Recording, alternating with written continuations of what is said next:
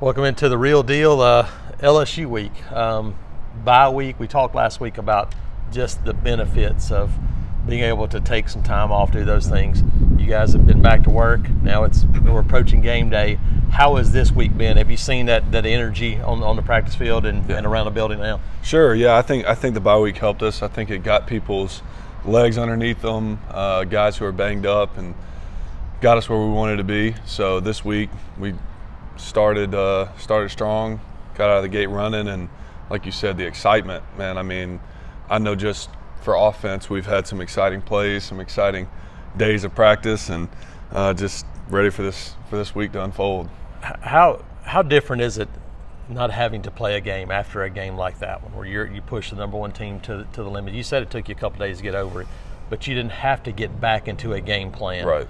How much did that help now this week when you start, hey, refocus from a focus standpoint and from a confidence standpoint? We talked about it last week, but has it carried over where you guys are going, hey, look, we're right there? Yeah, I'll be the first one to tell you I love a bye week. I do. I mean, it gets my body right. You get a little bit of time off, but the bad thing about a bye week is you do think about the previous week a little more.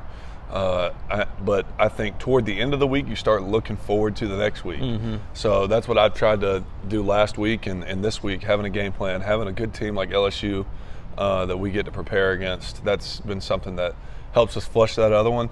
And I think guys are just so ready, especially after the break, just to go down to Baton Rouge and play in that environment.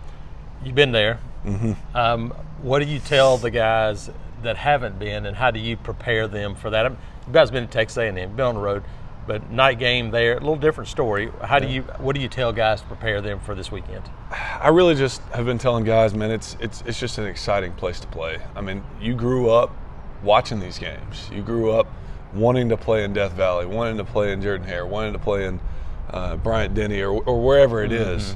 And this is one of those marquee games, marquee environments that you are excited to play for and play in. And that's really been the whole thing. Like be poised, but also enjoy it, man. Like take it in, because we've had some success there. I mean, 2 years ago, going in there, breaking the streak, and Burrow, my freshman year when Burrow was there, we should have won that game. Mm-hmm. So we've had some success there. I like playing there. It's a fun atmosphere, and guys get to see what hostile SEC football is like.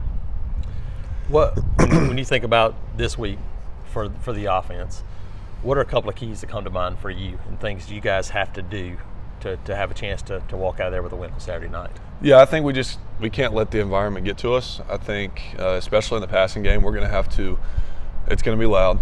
You're going to have to do a lot of hand signals, this and that, and you're not going to be able to hear everything.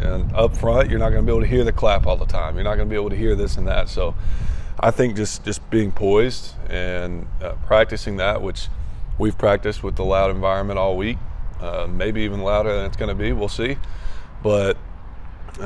Just being poised, and offensively we're going to have to run the football. I know in 2021 we had a few big gains on some pin and pull things with Jarquez and just some of those huge plays because we ran the football, and that's what quiets a crowd a little bit, just those big plays down the field, but also just taking the defense as well. How important is it as an offense to not try to play their offense, to not get caught up into trying to match Jaden Daniels and those guys and do what you guys do, just to go, hey, we need to stay within ourselves? How important is that? Yeah, it's very important. I think it's human nature for you to look over at the other side and say, man, that they've got this, they got that. And but I think the biggest thing is trusting our defense. We've done it for a couple weeks now, and they've not let us down. Yep. So whatever the circumstances are, if Jaden Daniels and that offense scores 3 points, or if they score 40 points, we got to be prepared to just match that and just try to score more than they do. Yeah. Coach Freeze talked about on Monday, chance for young guys to get out there and get back to work. But you mentioned last week, and he talked about it again, fundamentals, basics.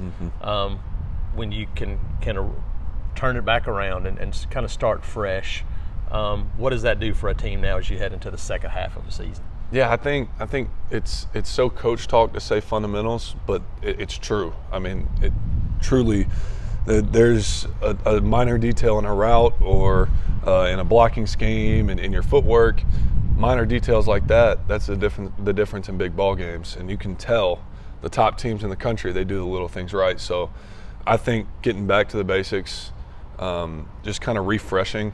Our theme of the week was take me back, like take us back to fall camp, the grind, the fundamentals, all these different things.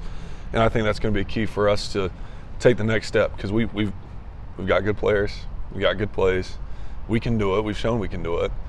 So just elevating it just a little bit, and usually that's technique and fundamentals. Yeah, we talked about this a little bit last week after we got done, but I don't think people realize how much is involved in every specific play. Yeah, it's a new offense. Peyton Thorne was not in this offense in the spring. Right. Neither were a bunch of guys. Is this a week where now you can go, hey, okay, fine tune this and that, because there is a lot involved than more than meets the naked eye for sure, right? No doubt. Yeah, I mean, football seems easy even to me whenever I'm watching on TV or anybody's watching on TV. So it definitely seems easy, but there's so many fine details, like you said. So yeah, I mean, every offense in this league, yes, it's a copycat league, so you're going to kind of see bits and pieces from everybody, but every offense has unique details that you got to hone in on, and that's something that, like I said, that bye week was great for us, so we were able to do that, and hopefully we can bring it to Baton Rouge on Saturday. Yep. I mean, you're right though. The last 2 times down, played really well. You guys have played well against #1 Georgia. This is a team that despite the record, has confidence going in Saturday night. How much you guys just looking forward to going out competing again? Oh man, I mean, it's just every day is a blessing. To be on a football team with a bunch of guys with great attitudes, guys who are ready to win, who are not so locked in on what our record is and how this happened, and we're just ready to get after it. And I mean, both of these teams, despite their record, both these teams, really good football teams. So I'm excited to see how it pans out. All right, you heard it. Auburn LSU Saturday night, Tiger Stadium, 6 o'clock on ESPN. Luke, tell them the deal. War Eagle.